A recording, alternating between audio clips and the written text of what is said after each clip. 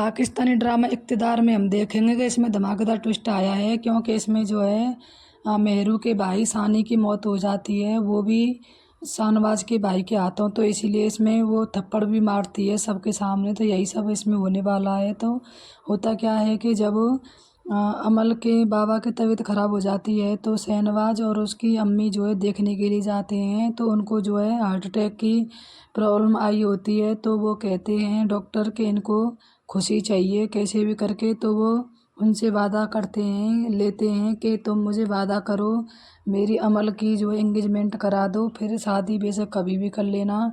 तो उन दोनों की एंगेजमेंट फिक्स हो जाती है। हालांकि शाहनवाज़ इस पर अपनी रजामंदी नहीं देता है, लेकिन फिर भी वह मान जाता है अपनी अम्मी की खातिर। और इधर दूसरी तरफ सानी की जो है तबीयत ख़राब इतनी हो जाती है, क्रिटिकल हालत रहती है, और वह आखिर में दम तोड़ देता है।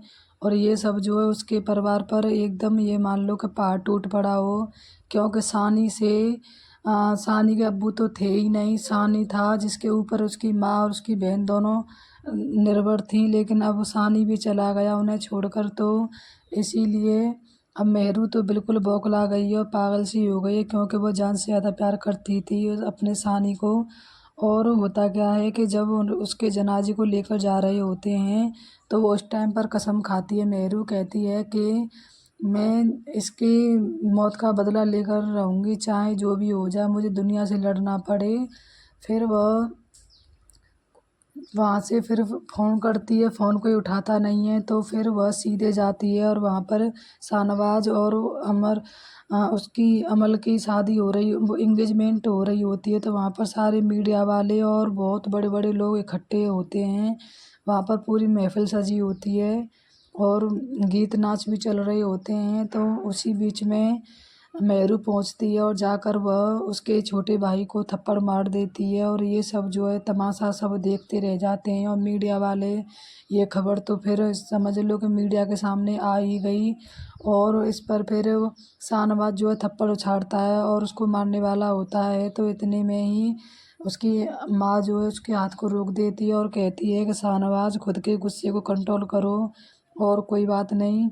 तो फिर वो वहाँ से चली, वो कहती है कि मैं तुम्हें छोड़ूंगी नहीं, चाहे जो भी हो जाए, तुम्हें मैं फांसी के फंदे तक लटका कर ही रहूँगी, चाहे जो हो जाए, मैं अपने भाई का बदला लेकर ही रहूँगी।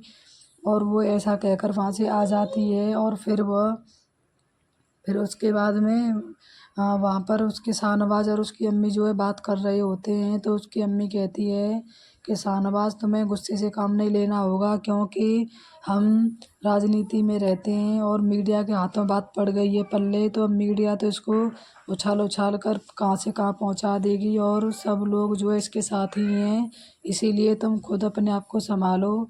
और फिर वह उसकी अम्मी जो है कुछ तोहफे लेकर मेहरू के घर आती है और कहती है उसकी शाहनवाज़ की कि मुझे बहुत दुख है, क्योंकि मैं भी एक माँ हूँ और मुझे तुम्हारे बेटे का बहुत दुख हुआ है, लेकिन अब कर भी क्या सकते हैं। अब मेरे बेटे को जेल पहुँचाने से वो वापस तो नहीं आ जाएगा। तो इसीलिए क्यों ना आप अगर उसके बदले कुछ लेना चाहती हो, जो भी तुम कहोगी वही मैं करने के लिए तैयार हूँ, लेकिन मैं आपके बेटे को वापस नहीं ला सकती हूँ। तो इस पर मेहरू कहती है कि कुछ मत दो, सिर्फ जान के बदले जान चाहिए, खून के बदले खून चाहिए। मेरे भाई की मौत हुई है तो मुझे तुम्हारे बेटे की मौत चाहिए। और वो फिर ऐसे ही सब लोग देखते रहते हैं, क्योंकि किसी की भी हिम्मत नहीं होती उससे बात करने की। मेहरू ही होती है जो उसको मुंह तोड़ जवाब देती है। फिर उसके बाद में वो कहती है कि याद रखना, इसके बदले में तुम बहुत पछताओगी, और यकीनन मानो कि मुझे बहुत दुख है तुम्हारे भाई का, और मैं तुमसे माफ़ी मांगती हूँ।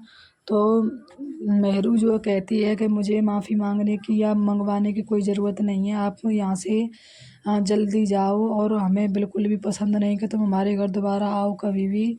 इसीलिए तो अब वो ये बात जो है बहुत ही सीरियस हो जाती है और मीडिया पर चारों तरफ यही बात फैल जाती है।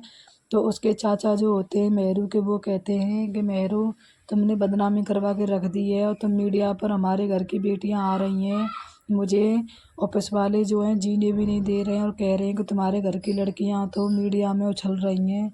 तो मेहरू कहती मैं गलत